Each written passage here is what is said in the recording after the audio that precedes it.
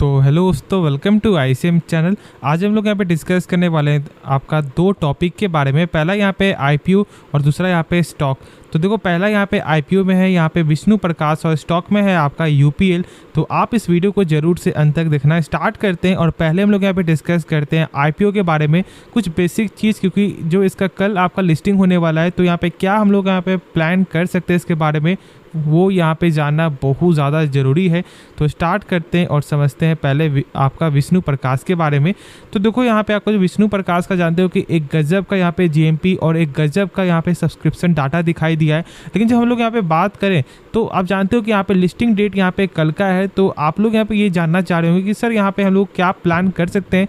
तो देखो, जहाँ तक ऐसा मेरा मानना है कि कंपनी का बिजनेस उसमें कोई खराबी नहीं है, और यदि हम लोग कुछ ऐसे फोकस करें ना, तो अभी यहाँ पे आपको रेलवे सेक्टर में एक खास गेन दिखाई दे रहा है। क्यों? क्योंकि खास तौर से यहाँ पे कंस्ट्रक्शन का जो यहाँ पे बिजनेस का जो ग्रोथेबल ऐसा कुछ जो यहाँ पे दिखाई दे रहा है, वो कहीं ना कहीं यहाँ पे आपको विष्णु प्रकाश के लिस्टिंग में ही फोकस यहाँ पे दिखाएगा। और ऐसा हो सकता है कि जहाँ ये लिस्टिंग आपको गजब का दे।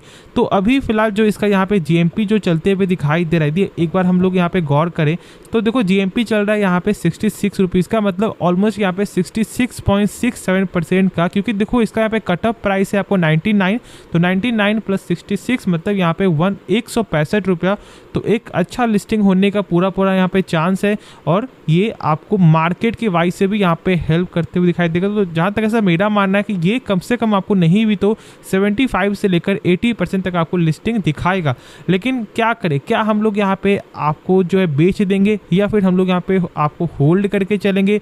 तो देखो, जहाँ तक ऐसा यहाँ पे शुरू से मेरा मानना है कि जो आईपीओ आपको मिला है उसे आप लिस्टिंग के दिन ही बेच दो, ठीक है। जो आपको मिल रहा है, ज़्यादा लालच मत करना कि नहीं भाई यहाँ पे चल रहा है 78%, भाई मुझे चाहिए यहाँ पे 80% तो ही हम लोग यहाँ पे बेचेंगे, वरना हम लोग यहाँ पे नहीं बेचेंगे। और ये कभी कभी आपका ईगो जो होता है ना, ये आपको हर्ट कर जाता है जब उसका यही 78% घट कर यहाँ पे कम हो जाएगा। जैसे आप जानते हो कि यहाँ पे एक दो दिन पहले ही जब आपको यहाँ पे एरोफ्लेक्स का जब लिस्टिंग हुआ था, मैंने बोला था कि देखो भाई, लिस्टिंग गेन जो भी मिल रहा है उसे बेच करके निकलो। क्या हुआ भाई, 83% तक जाते हुए दिखाई दिया, और यहाँ पे लोगों ने लालच किया, और फिर यहाँ पे बंद आपका हुआ ऑलमोस्ट 53-54%, जहाँ तक मुझे यहाँ पे याद है।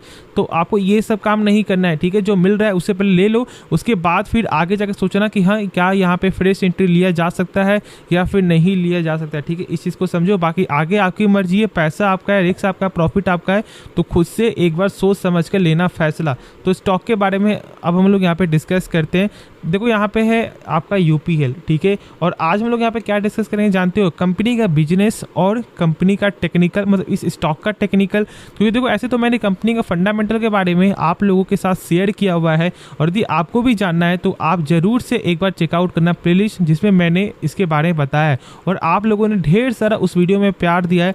तो यदि कुछ भी आपको इसके बारे में जानना है ना सही से, तो एक बार जरूर से चेकआउट करना। लेकिन आज हम लोग पहले यहाँ पे डिस्कस करते हैं कंपनी का बिजनेस यहाँ पे क्या बता रहा है, जो आप लोगों को जानना चाहिए, और क्यों आप लोग यहाँ पे डर रहे हो। क्योंकि देखो, डरने की कोई यहाँ पे जरूरत ही नहीं है। कंपनी का बिजनेस यदि एक बार आप गौर करोगे ना, तो आपका डर ही खत्म हो जाएगा। देख सकते हो कि यहाँ पे एक कंपनी जो है आपको 5th largest agro chemical company है and 4th largest seed manufacturing company in the world. देखो, ये अपने भारत के हम लोग बात नहीं कर रहे हैं, ये पूरे जो दुनिया में आपको 4th largest seed manufacturing company है, और साथ साथ यहाँ पे 5th largest agro chemical company है। और देख सकते हो कि जो इनका मार्केट एक्सेस है वो यहाँ पे 90% तक आपको दिखाई देता है यहाँ पे world food basket, and is a global provider of sustainable agriculture product and solution with annual revenue exceeding $5 billion। तो कंपनी में जो बिजनेस जो हम लोग यहाँ पे दिखना चाहते हैं वो साफ तौर से दिखाई देता है। कंपनी का एक अलग ही मार्केट शेयर है, तो कोई दिक्कत वाली बात ही नहीं है। और इस चीज़ को समझो, क्योंकि जब तक आप कंपनी के बारे में सही से नहीं जानोगे तब तक आप लोगों को डर लगेगा। साथ साथ देखो, यहाँ पे कंपनी ऑफर करती है आपको मोर देन 13,600 13,600 प्रोडक्ट्स। मतलब देखो यहाँ पे 13,600 तो यहाँ पे कंपनी के पास इनका एक खुद का आपको जो यहाँ पे है ही सामान, और साथ साथ कंपनी यहाँ पे ऑफर करती है सीट्स, मतलब सीट्स को जो यहाँ पे साफ तौर से लिखा हुआ था ही, जो मैंने शेयर भी किया। तो इस बात को समझो कि भाई कंपनी का जो एक अच्छा खासा यहाँ पे दावा है, एक अच्छा खासा कंपनी का एक जो सस्टेनिंग यहाँ पे कर रही है। तो जब कंपनी सस्टेन कर रही है सही से, जब कंपनी का बिजनेस सही है, तो फिर आप लोग यहाँ पे क्यों डर रहे हो? क्योंकि आप लोग यहाँ पे देख रहे हो इसका टेक्निकल और साथ साथ इसका लगातार जो है इसका सपोर्ट ब्रेकडाउन होना।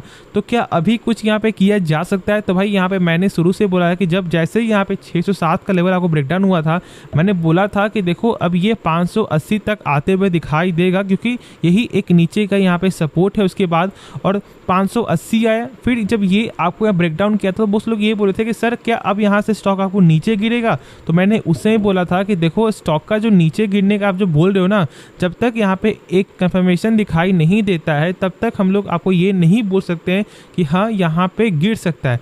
क्योंकि देखो यदि एक कैंडल इसके नीचे और बन जाता ना तो फिर यहाँ पे डेफिनेटली स्टॉक यहाँ पे गिरता फॉर द यहाँ पे टेक्निकल वाइज, लेकिन इसके ऊपर वाला कैंडल जस्ट यहाँ पे बन गया ग्रीन, और इसलिए ये इसके ऊपर यहाँ पे जा चुका है।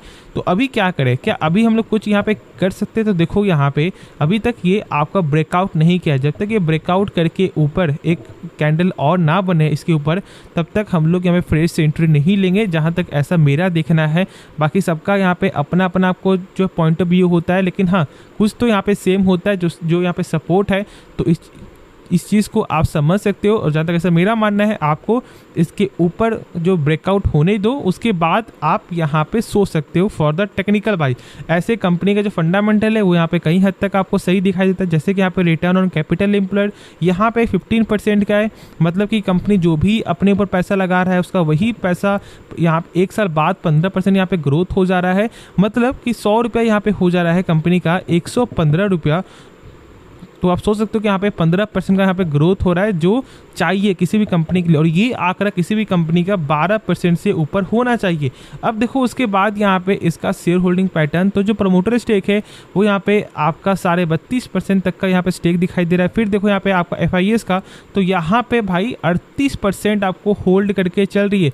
लोग डर रहे हैं कि क्या हम लोग यहाँ बेचें, और देखो लोग यहाँ आपको बेच रहे हैं, ठीक है, लगातार लोग यहाँ प्रेशर में हैं, लेकिन यहाँ पे क्या कर रहे हैं? देखो आपको जो FIS भाई 35% था, आज यहाँ पे 38% है। तो क्या उनका कोई स्टेक यहाँ पे कम हो रहा है? क्या नहीं कम हो रहा है, लेकिन आप लोग यहाँ पे डर डर के सेल कर रहे हो, और यहाँ पे आपको फॉरेन वाले यहाँ पे स्टेक उठा रहे हैं, और यहाँ पे प्रमोटर भी अपना स्टेक आपको उठा रही है। तो इस चीज़ को समझो, थोड़ा सा माइंडसेट का ये आपको प्लान होता है, और यदि आप डर रहे हो तो फिर दिक्कत करेगा। देखो क्योंकि एक स्टॉक में गिरावट नहीं हो रहा है, एक पूरे सेक्टर में ही गिरावट हो रहा है, और जब सेक्टर में गिरावट होता है तो ये एक बेटर अपॉर्चुनिटी होता है for the long term investment. यदि आपको ऐसा लगता है कि यहाँ पे केमिकल बिजनेस लॉन्ग टर्म के लिए एक अच्छा ग्रोथेबल मार्केट बन सकता है, यदि आपको ऐसा नहीं लगता है तो फिर आप यहाँ पे अवॉइड करके चलो, जो सबसे अच्छा डिसीजन है। बाकी ऐसा कुछ भी आपको लगता है तो फिर आप कंपनी के बारे में जान सकते हो, समझ सकते हो, क्योंकि कंपनी का फंडामेंटल तो यही आपके साथ यहाँ पे शेयर करता है।